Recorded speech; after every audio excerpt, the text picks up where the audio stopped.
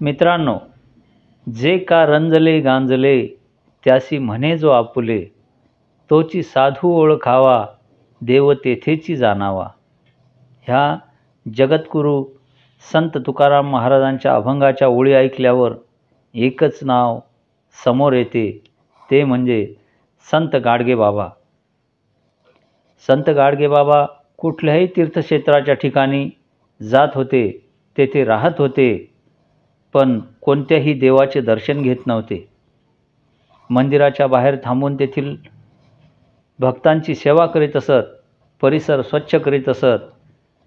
त्यांना मिळालेल्या श्रीमंत भक्ताकडून दानाचे ते गरिबांना वाटून देत होते व स्वतः चटणी भाकरी खायचे.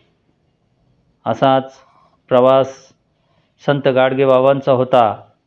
अखेर 20 डिसेंबर 1956 गाडगेबाबांचे निधन झाले.